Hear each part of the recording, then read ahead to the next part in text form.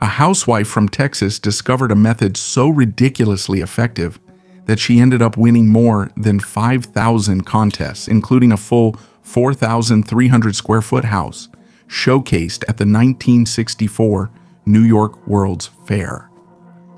Her name was Helen Hadsall, and before she died, she revealed a secret that almost no one dares to teach. And just a moment ago, I decided to share it here because if it disappears tomorrow, at least today you will have heard it.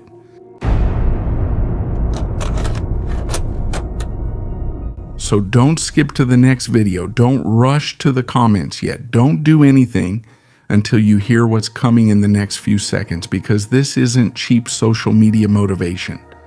This isn't just repeating phrases in front of the mirror and pretending to be confident. No, it's a real system, documented, proven, and applied for more than 30 years by a real woman who lived in Texas with her husband and 3 children, and she won. Even more than the luckiest guy you know. But before I give you the method, I need you to do something right now, something Helen used to do at the beginning of every session. And yes, it's so simple that your rational mind is probably already underestimating it. Okay, put both feet firmly on the ground, feel the floor beneath you, feel the weight of your body, take 2 deep breaths.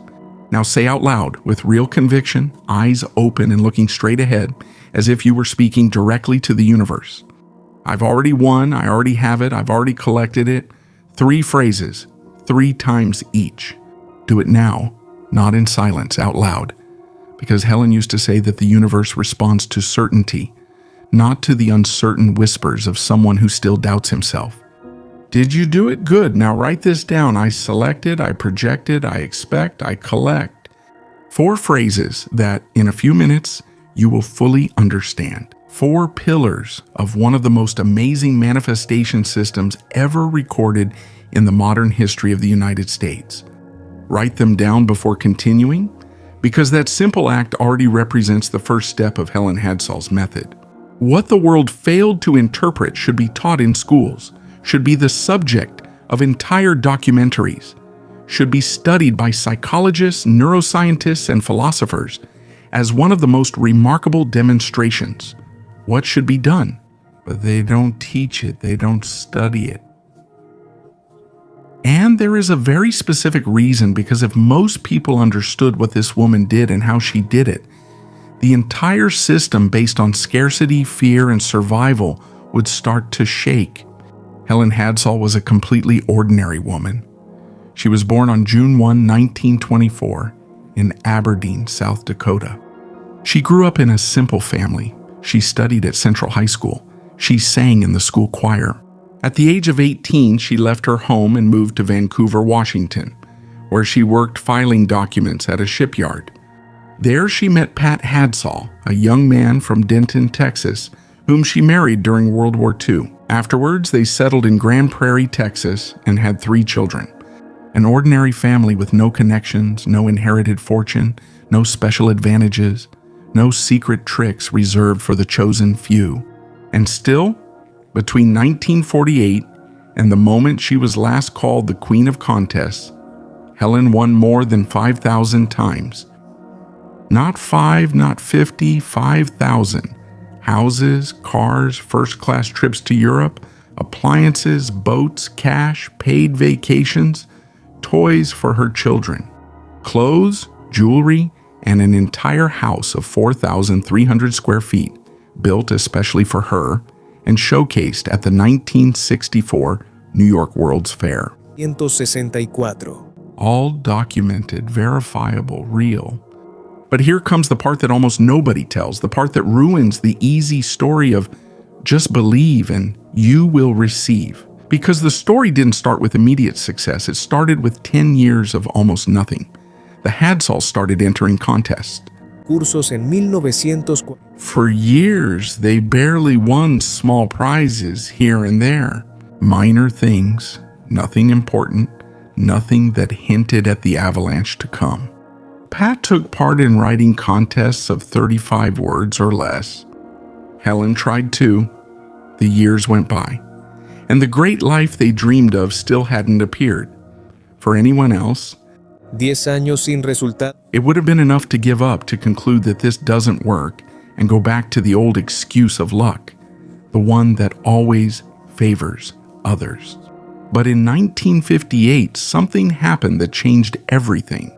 Helen picked up a book published in 1952 by Norman Vincent Peale, The Power of Positive Thinking.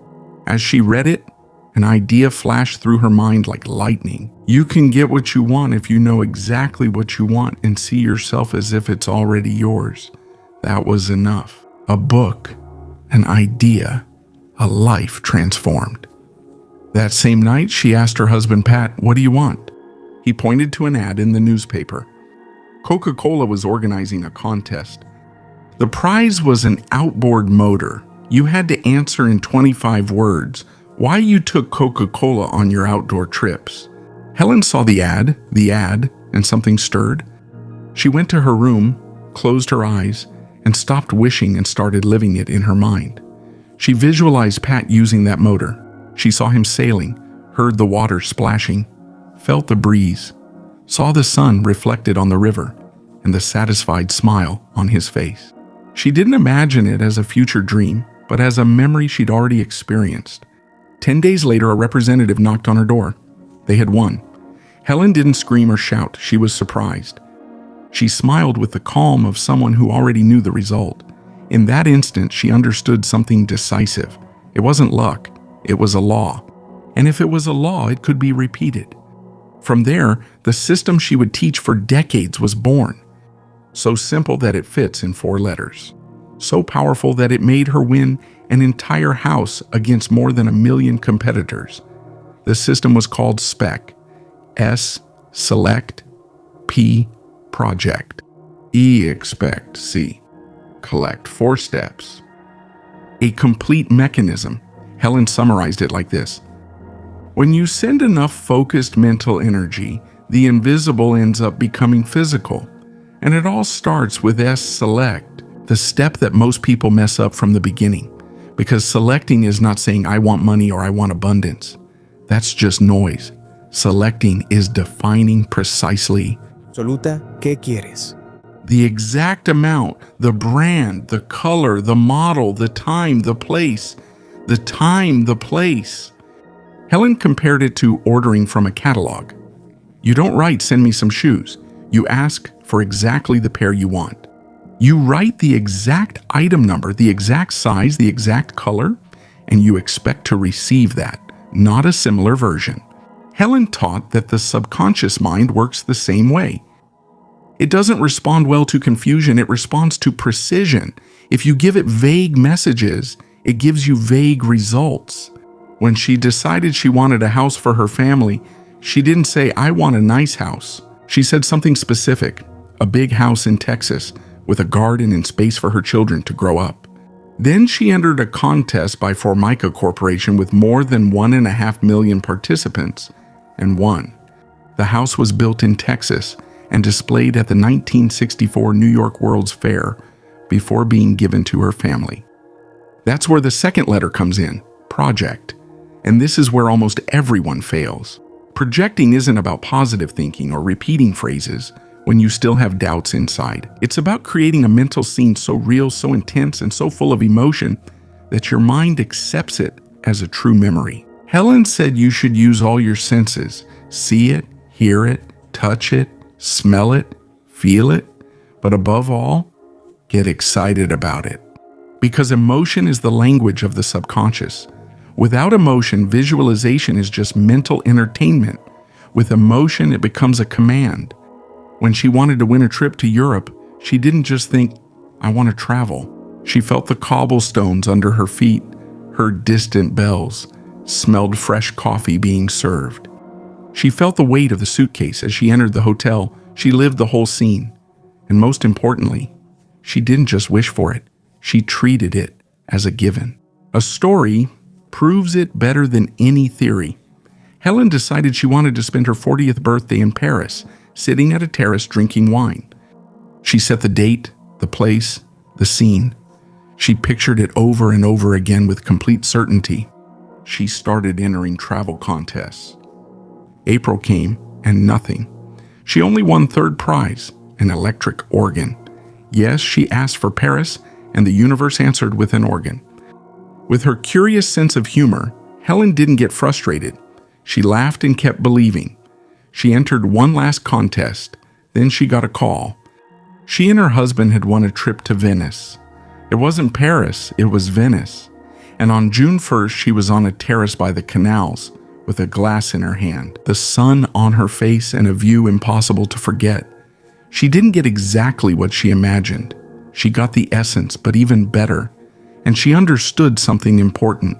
Life often listens to the core of our desires, not always to the literal details. The third letter was to wait, and it's also the most misunderstood. Waiting doesn't mean standing still, watching the clock. It means holding on to a quiet certainty while the invisible falls into place. Helen compared it to ordering something from a catalog. When you place the order, you don't call every hour asking where it is. You don't panic the next day. You simply know it's coming, and you make space to receive it. That's waiting. Calm. Confidence. Zero anxiety. Because this is where almost everyone loses. They ask for something, and 5 minutes later they start looking outside for proof that it's impossible. The empty bank account. The competitors. Time passing. Doubts appearing. That others have more talent, more money, more contacts. People will also show up telling you, don't be ridiculous. And right there, in that exact moment, Helen said it with total firmness. The only real competition is yourself. It wasn't the external contest that defeated people. It was the internal doubt. It was always the internal doubt. The fourth letter was C, collect. And even though it seems like one of the most ignored steps, collect means being ready to receive. Prepare yourself physically, emotionally, and mentally for the moment when it arrives. Because many people ask, visualize, and wait, but when the opportunity appears, they freeze. They feel uncomfortable, undeserving, they get scared, and they end up rejecting exactly what they asked for. Helen taught something simple and powerful. Prepare yourself before it arrives. If you want a new car, think about where you're going to park it. If you want money, open the account where you'll receive it. If you want a trip, start looking at what you'll take. Those small actions send a clear message to your mind. This is on its way. And when what you feel inside matches what you do on the outside, everything speeds up. When Helen was convinced she would win the house in Texas, she started planning the decoration weeks before the official announcement. Not as a fantasy, as logistics, like someone who already knew the outcome. That total coherence between thought and action was one of the keys to her power. But there's something that almost no one talks about Helen Hadsall. The most important thing wasn't just the SPEC method, it was the philosophy behind the method. In an interview with the Detroit Free Press in 1973, she said a phrase that sums it all up. I don't believe in luck or chance. Every one of my victories came from constant positive thinking. Not some, not most, every single one. More than 5,000 victories, and not a single one attributed to luck. There's a story that makes it very clear. At a social gathering, there was a raffle. When they found out that Helen was present, the organizer announced publicly, Mrs. Hadsall is here. There's no point in participating. We all know who's going to win. The room laughed. Helen smiled, and she won. Era una grabadora que su hija quería para Navidad. Para ella, la confianza de... It intimidated her. It strengthened her. Because when he was at Y, la energía externa empieza a alinearse. Y ahora escucha esto, porque aquí está la diferencia entre Helen Hadsall y muchos gurús modernos. Helen entendió algo que la mayoría todavía no comprende. El método SPEC no funciona si lo haces en automático. No sirve si lo practicas 15 minutos por la mañana y el resto del día piensas como alguien derrotado. It's no use if you say I believe while inside you're repeating this is never going to happen. It only works when there's total alignment between what you say and what you really feel. Helen summed it up with a powerful phrase. It's coming. That's it. It's coming, and that's it. No.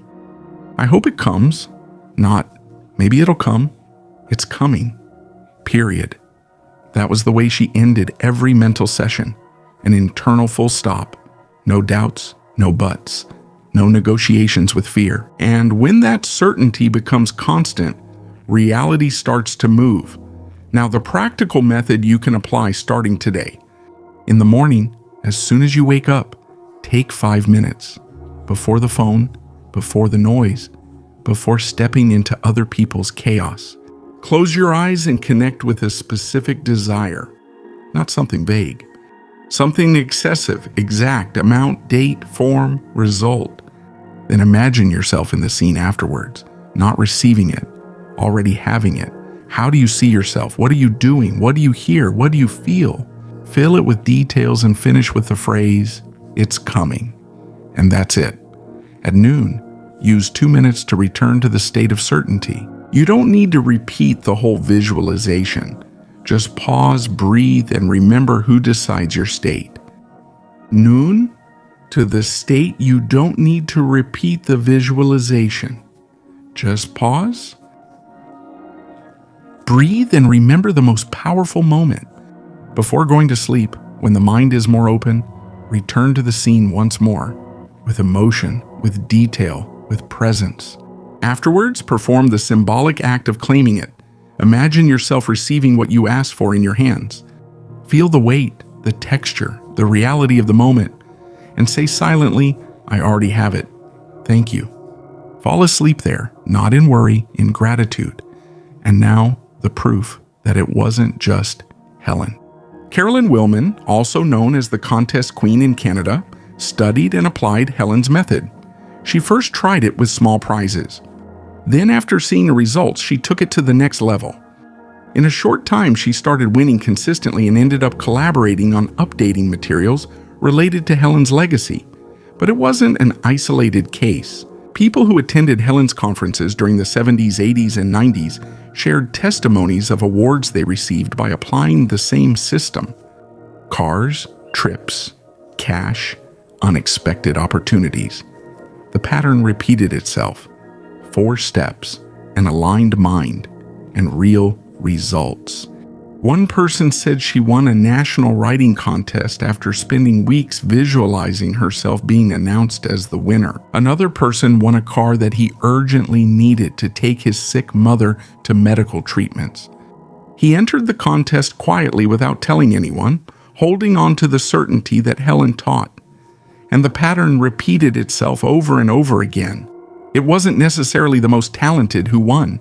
Those who entered with the greatest conviction won. The world realized this was serious in 1964. A representative from Formica Corporation arrived at the Hadsall's house in Grand Prairie with a model of the home that Helen had won. 300 square feet. The company built it. They exhibited it for a year at the 1964 New York World's Fair and then gave it to the family to live in. 1.5 million participants. By any normal calculation, her chances were minimal, and yet she won because she didn't play by the logic of fear. She played by the logic of certainty. After that, the invitations started: seminars, conferences, events about the mind, human potential, and mind control.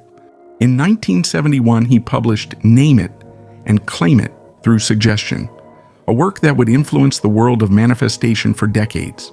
Not because of a big advertising campaign, but because there were real, visible, and repeated results behind it. Helen Hadsall passed away on October 30th, 2010, at the age of 86, but she left behind an idea that is still alive. And if she could sit in front of you today, she would probably sum up her whole life in a single sentence. If you send enough focused mental energy, the invisible eventually appears in the physical. It wasn't just a pretty phrase. It was the conclusion of thousands of personal experiments, more than 5,000 victories, decades observing the same principle over and over again. And now the question turns to you. What if it's real? What if it works? What if the only barrier isn't the world, but the inner voice that keeps telling you that it's possible for others, but not for you? Helen would have recognized that voice immediately, not as truth. Como el enemigo principal. Not competition, not other people's luck. Your own doubt. That's the wall. Helen wasn't born with a special gift. She was born into a humble family. She spent years without great results, and everything only changed when she transformed her inner state. When she stopped thinking, "I hope it happens," and started feeling it's coming. And that's all. That change is also available to you. Right now, not tomorrow. Not when you have more time, more money, or more confidence. Now, tonight before you go to sleep, apply the first step. Choose something specific, not something vague, something clear, with details, quantity, shape. Then imagine yourself in the scene that comes after as if it were already your reality. Feel the moment and finish with a single internal statement. It's coming. And that's it. Because maybe you don't need to become someone else. What if you just need to think like someone who has already received what they asked for?